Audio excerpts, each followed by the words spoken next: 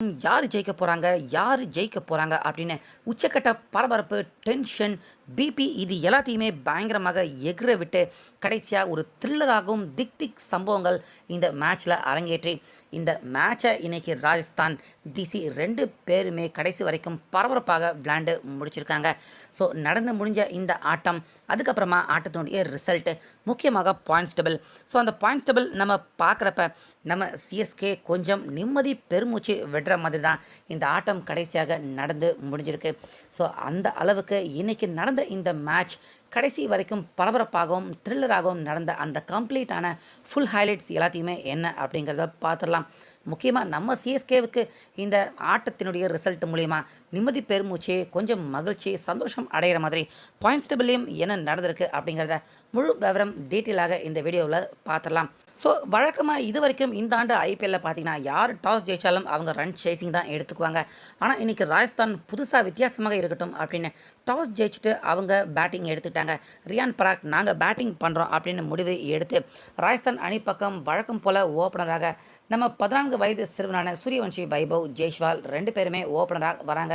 இதில் இன்றைக்கி ஜெய்ஷ்வால் ஃபஸ்ட்டு அவர் ஸ்ட்ரைக்கை எடுத்துக்கிட்டாரு. Mitchell Stark return ஆகியிருக்காரு Delhi அணிக்கு. இன்னைக்கு ஃபஸ்ட்டு பாலே தூக்கி சிக்ஸர் கடைசிட்டார் ஜெய்ஷ்வால். 4வது முறை இந்த மாதிரி அவர் முதல் பாலே சிக்ஸர் அடிக்கிற ரெக்கார்டையும் பண்ணியிருந்தார். ஆனாலுமே அதே ஓவரில் ஜெய்ஷ்வால் அவரை மிச்சல் ஸ்டார்க் அவர் பழிக்கு பழி வாங்கிட்டார். அந்த ஓவர்லேயே ஜெய்ஷ்வால் அவருடைய விக்கெட்டை வீழ்த்துறாரு.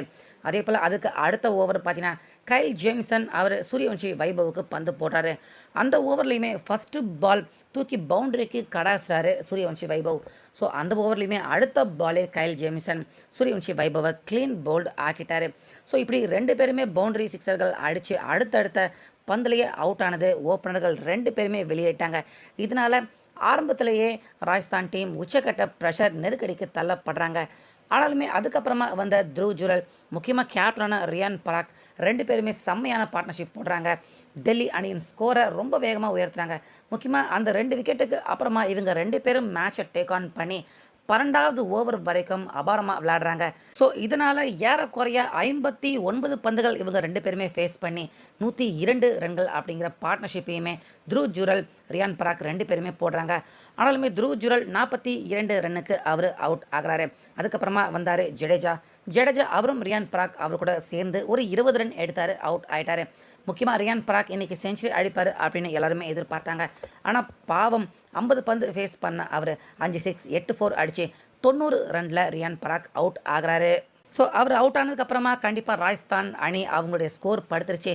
200 தொட மாட்டாங்களோ அப்படின்னு நினச்சிக்கிட்டு இருந்தா அந்த நேரத்தில் உள்ளே வந்த ஃபெரார் பார்த்தீங்கன்னா 14 பந்துக்கு 47 ரன். கடைசி நேரத்தில் கிட்டத்தட்ட 335 ஸ்ட்ரைக் ரேட்டில் கொடூரமாக பயங்கரமாக 6 சிக்ஸர் 2 4 அடித்து பறக்க விட்டு ராஜஸ்தான் அணி ஸ்கோர் பார்த்தீங்கன்னா கடைசியாக 225 ரன்கள் அவங்க நெருங்கிறதுக்கு கடைசி நேரத்தில் ஃபெரார் அபாரமான செம்மையான கொடூரமான பேட்டிங்கை விளையாண்டுருந்தார். இதனால் ராஜஸ்தான் அணி கடைசியாக 226 ரன்னை டெல்லி கேபிட்டல்ஸ் அவங்களுக்கு வெற்றியின் டார்கெட்டாக ஃபிக்ஸ் பண்ணுறாங்க. ஸோ டெல்லி கேபிட்டல்ஸ் அணி அவங்க எதிர்பார்த்ததை விட கண்டிப்பாக ஒரு 20-30 ரன் கூடுதலாக ராஜஸ்தான் அவங்க அடிச்சிட்டாங்க அப்படின்னு தான் சொல்லணும். ஸோ ஆனாலுமே கண்டிப்பாக ஜெயிக்கணும், தொடர்ந்து தோத்துக்கிட்டு இருக்காங்க. கடந்த ஆட்டத்தில் வேறு 75 ரன்னுக்கு ஆல் அவுட் ஆன டெல்லி அணி நிச்சயமாக இந்த ஆட்டத்தில் ஜெயிக்கணும் அப்படிங்கிற கட்டாயத்தோட களம் இறங்குறாங்க, ரன் சேசிங்கை துவங்குறாங்க. இதில் நிசனக்கா, கேஎல் ராகுல் 2 பேருமே ஓப்பனராக வராங்க. நிசனக்கா தொடர்ந்து மோசமாக தான் விளையாண்டுட்டு இருந்தார். ஆனால் இன்றைக்கி என்னாச்சுன்னு தெரில, திடீர்னு ஆரம்பத்துலேருந்தே டேக் ஆன் பண்ணி கேஎல் ராகுல் சும்மா தான் நிற்கிறாரு. ஆனால் இவர் பார்த்தீங்கன்னா அடித்து பொழக்க ஆரம்பிச்சிட்டாரு. 2 பேருமே அபாரமாக விளையாடுறாங்க, சிக்ஸர் பவுண்டரிகள் அடிக்கிறாங்க. 10 ஓவர் முடிய போகுது, 110 ரன் எடுத்திருக்காங்க. அப்போ தான் பார்த்தீங்கன்னா ஃபஸ்ட்டு விக்கெட்டே விழுது. நிசனக்கா 62 ரனில் அவருடைய விக்கெட்டை இழக்கிறாரு. ஸோ அந்த அளவுக்கு இவங்க 2 பேருமே ஏறக்குறைய மேட்சை பாதி வரைக்குமே கொண்டு போயிட்டாங்க. அதுக்கப்புறமா ராணா, கேஎல் ராகுல் இவங்க 2 பேருமே கொஞ்ச நேரம் சேர்ந்து அதிரடியாக அடிக்க ஆரம்பிக்கிறாங்க. அப்போது ராணா பார்த்தீங்கன்னா 33 ரன் எடுத்திருந்தப்ப அவுட் ஆகி போகிறாரு.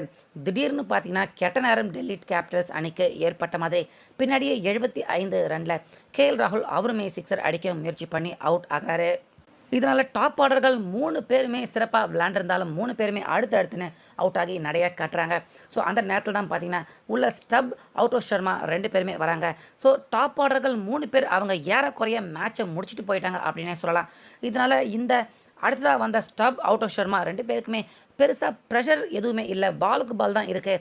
ரன்னை எடுத்தால் போதும், ஈஸியாக ஜெயிச்சிடலாம். அந்த அளவுக்கு மேட்ச் வந்துட்டாலுமே கடைசி நேரத்தில் அடித்து முடிச்சுட்டு சீக்கிரமாக மேட்சை முடிப்போம் அப்படிங்கிற மாதிரி இல்லாமல் டெல்லி கேபிட்டல்ஸ் அணி ஏறக்குறைய மேட்சை இறுதி வரைக்கும் கொண்டு போனாங்க. கொண்டு போனாலுமே கடைசியாக டெல்லி கேபிட்டல்ஸ் அணி 226 ரன் அடித்து இந்த ஆட்டத்தில் வெற்றியும் பெறாங்க. ஸோ ராஜஸ்தான் அவங்களுக்கு எதிர்பார்க்காத தோல்வி தான் இது. முக்கியமாக பார்த்தீங்கன்னா 90 ரன்கள் அடிச்சிருந்த ரியான் பராக் இரண்டாம் பாதியில் அவர் ஃபீல்டிங் பண்ணுறப்ப ராஜஸ்தான் அணிக்காக அவரால் ஃபீல்டிங் பண்ண முடியல. ஏன்னா அவர் 90 ரன் அடித்ததால் என்னமோ எங்கே சுளுக்கு பிடிச்சிச்சோ இல்லை எங்கே உடம்பு சரியில்லையோ அப்படிங்கிற தகவல் எதுவும் அஃபிஷியலாக வெளியாகலை. ஆனால் ரியான் பராக் அவரால் பார்த்தீங்கன்னா ஃபீல்டிங் பண்ணுறதுக்கு வர முடியல. அவர் பாட்டுக்கு ட்ரெஸ்ஸிங் ரூம்லேயே இருந்துட்டார். ஸோ அதனாலேயே என்னமோ தெரில, அங்கே களத்தில் கேப்டனாக செயல்பட்டது எஸ்எஸ்வி ஜெய்ஷ்வால் அவர் தான். அவர் கேப்டனாக செயல்பட்டாலுமே 226 ரன்னை டிஃபெண்ட் பண்ண முடியல டெல்லி கேபிட்டல்ஸ் அணிக்கு எதிராக. ஸோ இதனால் ராஜஸ்தான் டீம் திரும்பவும் ஒரு தோல்வி அடைகிறாங்க. அதாவது ஒரு வெற்றி ஒரு தோல்வி ஒரு வெற்றி அப்படின்னு ராஜஸ்தான் மாற்றி மாற்றி அவங்க தோல்வி அடைஞ்சிக்கிட்டே வராங்க. ஸோ ராஜஸ்தான் அணியின் இந்த தோல்வி 12 புள்ளிகள் அவங்க இருக்காங்க. அதனால் அவங்கள பெருசாக பாதிக்கல. ஏற்கனவே இருந்த 4வது இடத்துல தொடர்ந்து ராஜஸ்தான் இருக்காங்க பாயிண்ட்ஸ் டேபிளில். அதே போல் டெல்லி கேபிட்டல்ஸ் இப்போ ஒரு வழியாக மிகப்பெரிய தோல்விகள் அடுத்தடுத்து மோசமாக சந்திச்சு கிட்டத்தட்ட 3 தோல்விகளுக்கு அடுத்து இப்போ ஒரு வெற்றியை டெல்லி கேபிட்டல்ஸ் அணி அவங்க பதிவு பண்ணுறாங்க ராஜஸ்தான் அணியை வீழ்த்தி. ஸோ டெல்லி அவங்களுடைய இந்த வெற்றியால் இப்போ 8 புள்ளிகள் அவங்க எடுத்துட்டாங்க பாயிண்ட்ஸ் டேபிளில். ஆனாலுமே ரன் ரேட் அடிப்படையில் எடுத்துக்கிட்டிங்கன்னா நம்ம சிஎஸ்கேவை விட பின்தங்கி தான் இருக்காங்க டெல்லி கேபிட்டல்ஸ். ஆனால் பாயிண்ட்ஸ் அடிப்படையில் சிஎஸ்கேவை விட அதிகமாக இருக்காங்க. அப்படிங்கிறதால இப்போதைக்கு டெல்லி கேபிட்டல்ஸ் அணி சிஎஸ்கேவை 7வது இடத்துக்கு தள்ளி விட்டுட்டு அவங்க மேலே போயிருக்காங்க, 6வது இடத்துக்கு போயிருக்காங்க.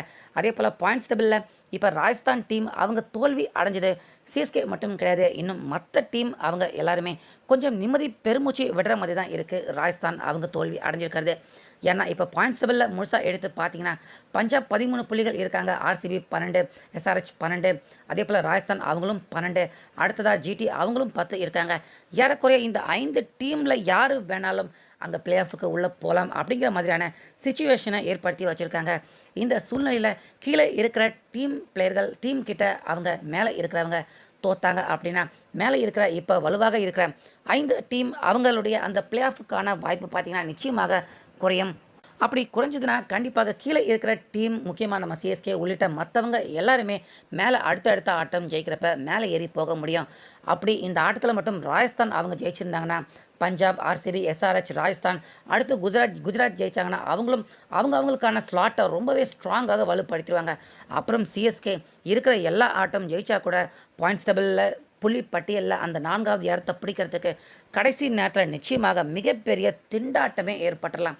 அதனால் மேலே இருக்கிறவங்க எல்லாருமே எந்த அளவுக்கு அடுத்தடுத்து தோக்குறாங்களோ, முக்கியமாக சிஎஸ்கே மாதிரியான டீமுக்கிட்ட தோத்தாங்கன்னா நிச்சயமாக சிஎஸ்கேவும் மேலே போக முடியும். அவங்களுக்கான அந்த இடத்த தொடர்ந்து தக்க வச்சுக்க முடியாமல் கஷ்டப்படுவாங்க. ஸோ அதுதான் பார்த்தீங்கன்னா இன்றைய ஆட்டத்தில் நடந்திருக்கு. டெல்லி கேபிட்டல்ஸ் ஜெயிச்சிருக்காங்க, பெருசாக ரன் ரேட்டில் ஜெயிக்கல, அதுவும் சிஎஸ்கேவுக்கு நல்ல விஷயந்தான். அதே போல் ராஜஸ்தானை மேலே இருக்கிற டீமை தோக்கடிச்சிருக்காங்க, அதுவும் சிஎஸ்கே உட்பட மற்ற டீம் எல்லாருக்குமே நல்ல விஷயந்தான்.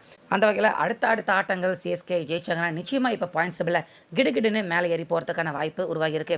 ஸோ டெல்லி வீழ்த்திருக்காங்க, ராஜஸ்தானை வீழ்த்திருக்காங்க.